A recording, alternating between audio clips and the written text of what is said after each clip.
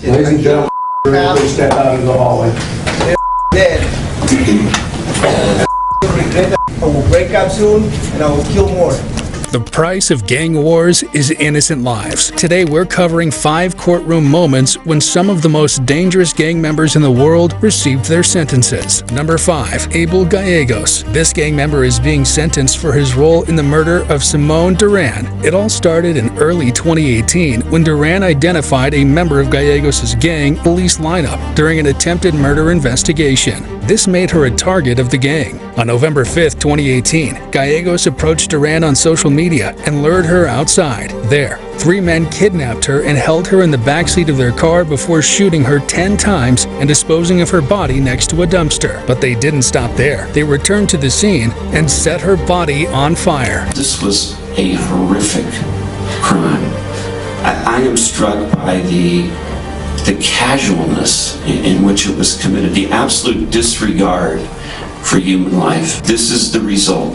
This is where you will end up, with your family and friends crying as you're let out of the courtroom to serve the rest of your life in prison. Gallegos was convicted on multiple charges, including first-degree murder and conspiracy to commit murder. Now this guy right here, him and his crew, bro, how y'all do that to a female? And then you sitting in the car thinking to yourself, y'all talking amongst each other. Yo, we should go back and da-da-da. And then y'all built the courage up. I don't even think y'all built the courage up. Y'all probably just turned around, did what y'all did, set the girl on fire, and just rode off. Probably act like it was normal. I mean, why do y'all want to be in gangs doing this type of stuff anyway? The people like it's cool. And then you end up, you know what I'm saying, in prison, not being out here with your loved ones. I never understood that type. Like, that just don't, I don't know. To commit murder. Number 4. David Adam Pate. I already know what they're going to do on that. I already know what they're going to do. What kind of life was it? You ever seen my lives? Pate is on trial for a racially motivated murder. He was a member of the Gangster Disciples, a white power gang. In the early hours of October 18, 2013, Pate lured 33-year-old Ricky James into the woods, where Pate then stabbed him and hid his body. How many times have you do that? I don't know, in the here or in the neck? All in the neck, like back to the head. I'll turn around, grab his feet, try to drag him like this. And I've been up on fire. And I had got so strong I come back and do all the drugs and stuff. But I just leave him laying there. I push him off the side a little bit. James's body was discovered a month after he was killed, and DNA evidence led investigators to Pate. Charged with murder. Do you understand what you're charged with? Yes, sir. I ask you again, how do you wish to plead, guilty or not guilty to murder? State versus David Allen Pate, having pled guilty to murder, sentence court as he be committed to State Department of Corrections for a determined term of life. Thank you. He is serving his sentence at the South Carolina Department of Corrections. Number 3. Justin Jarman. Jarman, a member of the Detroit Taking Over gang, is in court for firing shots that missed his target and hit 2 bystanders instead. The defendant rolled down the window and fired over 5 shots towards Banks and Jackson. All of these shots missed. Unfortunately, one of the shots struck 3-year-old Savannah Davis in the skull as she was held by her mother. Another shot went through the residence and struck 9-year-old Elizabeth Davis in the lower back. Both children survived, but spent an extensive time recovering. Jarman pleaded guilty to participating in a criminal gang, attempted murder, and improperly handling firearms in a motor vehicle. On the day of his sentencing, he speaks in court about his actions. I caused pain on the community and their loved ones. And I hurt 2 little girls, so I deserve to be punished. And their family got to live with the pain forever that I caused. I wish I could rewind, but I can't. And if I could rewind, I'll put down the gun and pick up a book. He was sentenced to 41 years in prison. Number 2. Now, this guy, you could tell he was in the courtroom talking like he felt sorry for what he did. At the same time, stupid gang stuff, you know. And the thing that kills me with gangs is how tight they is. they can be doing good community things and turn a lot of people's lives around, because ain't nobody tighter than a gang. How gangs be tight, ride or die. A lot of people don't be tight like that, even with families and stuff. Don't nobody be tight like a gang.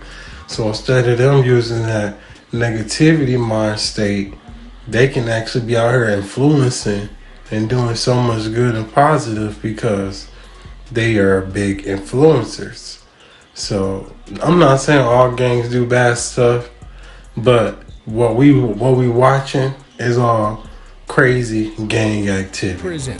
Number 2, Trinitarios Gang. These Trinitarios gang members are in court for their sentencing in the fatal stabbing of 15-year-old Lisandro Guzman Feliz. The Trinitarios are a Dominican-American criminal organization that was founded by Dominicans in New York City in the mid-90s. Guzman Feliz was mistaken for a member of a rival gang and stabbed outside of a Bronx bodega. The gang members were arrested and charged with first-degree murder and gang assault. The 5 men were sentenced to 25 years to life in prison. If you haven't seen this is pretty old. These guys right here, I remember when this happened with that young boy. I seen a video. He ran into the store, right? Next thing you know, he was trying to tell them like somebody trying to kill him. So he hopped over the counter. I think that's when he was hiding or something like that. But anyway, the gang come in, they get him. The owner begging, pleading not to do it, but they dragged him outside and they just, man, did him like a fish, man. So bad. And then just left him. You know what I'm saying? Ain't nothing you can really do when it's that many guys with that many weapons and how they was so aggressive. He was outnumbered, even with the store owner there to help him, outnumbered. But this is again when I said how strong gangs is, that they'd rather do life behind bars instead of being some kind of positive influence to the community, knowing the type of resources and help people don't have. Now, with gangs being so tight, networking and stuff, they can make so much happen because like I said, gangs are tight, they ride or die. It just depends on what part of gang you in. Not all gangs are bad. I'm not saying all gangs are bad.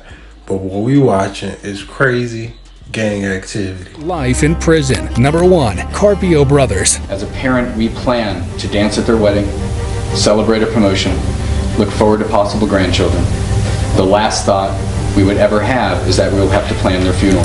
That was the victim impact statement given by Kevin Oriana's parents in court. Kevin was a student at Cleveland High School, where he got into a fatal fight with 2 gang members. According to witnesses, brothers Anthony and Michael Carpio approached the 18-year-old, who wasn't a gang member, on the handball field. They got into an argument. The verbal exchange turned physical, and Anthony stabbed Oriana. They were charged with second-degree murder and were both found guilty. Anthony was sentenced to 16 years to life, and Michael was sentenced to 15 years to life. A 13-year-old boy was shot and killed in D.C., and now people want answers. Here's what we know so far. Early last Saturday, Karan Blake was shot by an unidentified man who thought Blake was breaking into cars. The mayor says the suspect is a D.C. government employee, but he doesn't work in public safety and is now on administrative leave. Cops say they don't think it was racially motivated because both the shooter and Blake are black. People are making allegations centered around race, and that is wrong. Investigators say the man called the cops right after the shooting and was performing CPR on Blake when they showed up. The suspect has since hired a lawyer. Legal experts say people can't use deadly force to defend personal property. And the D.C. police chief says in order for a shooting to be justified, a person must fear for their life. Property is never worth the life of a child or anybody. As it stands, the investigation is still ongoing and the community still wants more answers. Swipe up for the latest. Amanda Chapin, 50, was charged for allegedly putting animal drugs in the coffee of her husband, who is a veterinarian. Multiple times she tried to do this to this guy. You know, it is a 20-year age gap. She was trying to get his home, or at least be on the deed, so when he died, she can be the owner. And, you know, the third time she tried this, he fell into a coma. Now, we don't quite know exactly how this is gonna go for her, because I'm pretty sure this is still ongoing. But at the same time, this is just to let you guys know to be careful at all times, because you never know how someone somewhere that you deal with might try to do something negative or bad just so they can have the things that you want and work for. So just be careful out there, y'all. Now, this police officer, no, he was dead wrong for yelling the way he was yelling, hitting that lady car. And then when he approached her vehicle, how irate he was acting. Come on, dude. You don't need to do all that. You know, you might be having a bad day and all, but you do not have to be that loud, crazy, obnoxious, everything you could think of just to tell somebody they need to stop. Hitting somebody's vehicle, that's technically a hit, you know what I'm saying? A hit and run, because you hit her car. Well, now, would that be a hit and run? Anyway, he hit her vehicle. He didn't have to approach her like that. She even asked him if he could please stop. So be careful out there. Pull over! Gosh, please don't yell at me, sir. Pull over now! This means stop! This means stop!